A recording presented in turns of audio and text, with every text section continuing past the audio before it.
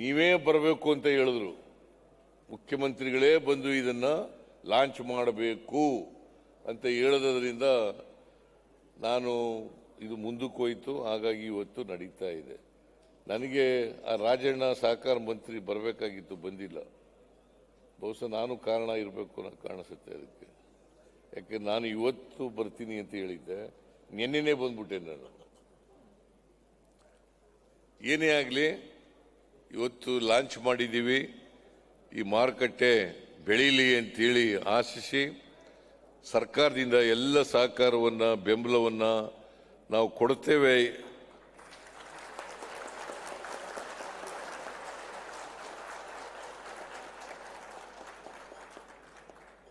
ಅಂತಕ್ಕಂಥ ಮಾತುಗಳನ್ನು ಹೇಳಿ ನಬಾರ್ಡ್ ಬಗ್ಗೆ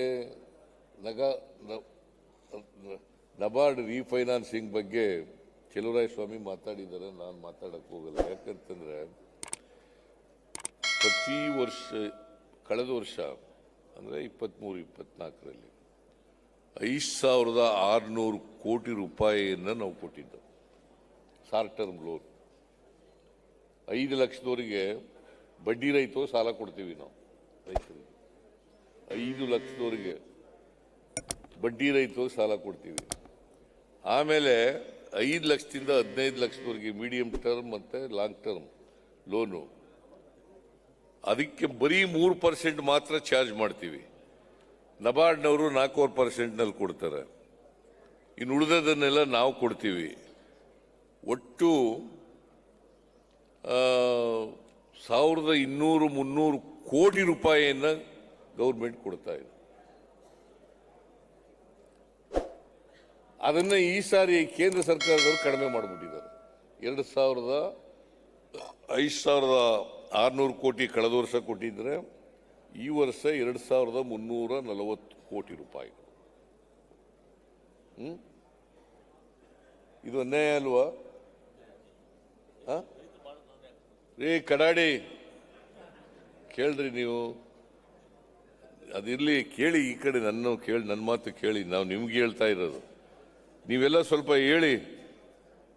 ನಮಗೆ 5,600 ಕೋಟಿ ರೂಪಾಯಿ ನಬಾರ್ಡಿಂದ ಬರಬೇಕಾಗಿತ್ತು. ರೈತರು ಕೊಡೋದು 4% ಕೊಡ್ತಾರೆ ಖುಷಿಗೆ.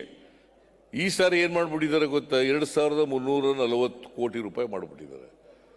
ಸುಮಾರು 3,260 ಕೋಟಿ ರೂಪಾಯಿ ಕಡಿಮೆ ಆಗೋಯ್ತು. 58% ಕಡಿಮೆ ಆಯಿತು. ನೀವೆಲ್ಲ ಸ್ವಲ್ಪ ಗಲಾಟೆ ಮಾಡಬೇಕು.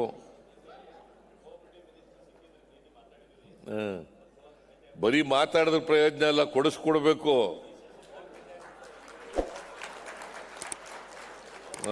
ಕೊಡಿಸಿ. ನಾನು ಈ ನಿರ್ಮಲಾ ಸೀತಾರಾಮನ್ ಕೊಡೋಕ್ಕಾಗಲ್ಲ ಅಂತ ಅಸಹಾಯಕತೆ ಎಕ್ಸ್ಪ್ರೆಸ್ ಮಾಡಿಬಿಟ್ರಿ ಇವತ್ತು. ಕೋಆಪರೇಟಿವ್ ಮಿನಿಸ್ಟರ್ ಅಲ್ಲ, NABARD is coming under finance minister. Cooperative minister ಏನ್ ಮಾಡ್ತಾರೆ? ಅವ್ರು ಕೊಡ್ಲಿಲ್ಲ, ನಾವು ಕೊಡ್ಲಿಲ್ಲ ಅಂತಾರೆ. ಇದು ನೋಡಪ್ಪ, ರಿಸರ್ವ್ ಬ್ಯಾಂಕ್ ಆಫ್ ಇಂಡಿಯಾ ಕೊಡಬೇಕು, ನಬಾರ್ಡ್ನವರಿಗೆ ಕೊಡಬೇಕು. ಅವರು ನಬಾರ್ಡ್ನವರು ನಮಗೆ ಕೊಡಬೇಕು. ಅದಕ್ಕೆ ಕೊಡಬೇಕಾದ್ರೆ ರಿಸರ್ವ್ ಬ್ಯಾಂಕ್ ಆಫ್ ಹೇಳಮ್ಮ ಅಂತ ಹೇಳಿದ್ದೀವಿ ನಾವು.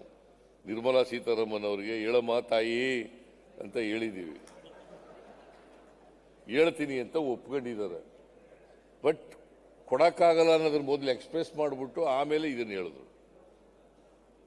ಎನಿವೆ, ನಾವು let us hope for the best.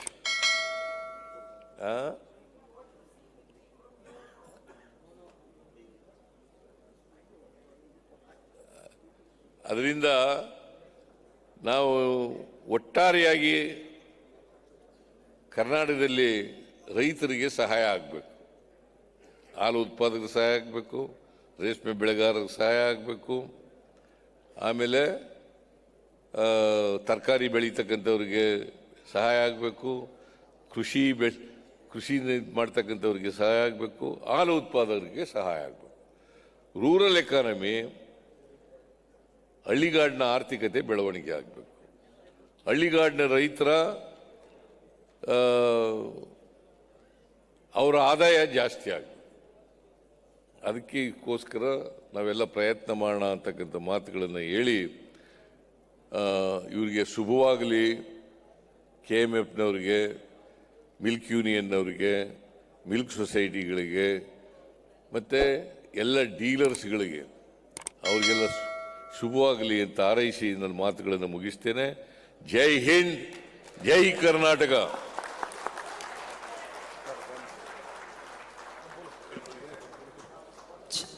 Well, thank you so much, Honorable Chief Minister of Karnataka. Well, ladies and gentlemen, we also have the unveiling of the Nandini Handbook. Mandya ಹಾಲು ಒಕ್ಕೂಟದ ಮನ್ಮೂಲ್ ಪ್ರಗತಿಪಥ ಕಿರುಹೊತ್ತಿಗೆಯನ್ನ ಬಿಡುಗಡೆಗೊಳಿಸಬೇಕು ಅಂತೇಳಿ ಮಾನ್ಯ ಮುಖ್ಯಮಂತ್ರಿಗಳನ್ನ ಹಾಗೂ ಸಚಿವರನ್ನ ವಿನಂತಿ ಮಾಡ್ಕೊಳ್ತಾ ಇದ್ದೇನೆ. ಕರ್ನಾಟಕ ಸರ್ಕಾರದ ಜನಪ್ರಿಯ ಮುಖ್ಯಮಂತ್ರಿಗಳು ಸನ್ಮಾನ್ಯ ಶ್ರೀ ಸಿದ್ದರಾಮಯ್ಯನವರು ನಂದಿನಿ ವಿವಿಧ ಶ್ರೇಣಿಯ ಹಾಲು ಬಿಡುಗಡೆಯನ್ನ ಮಾಡಿ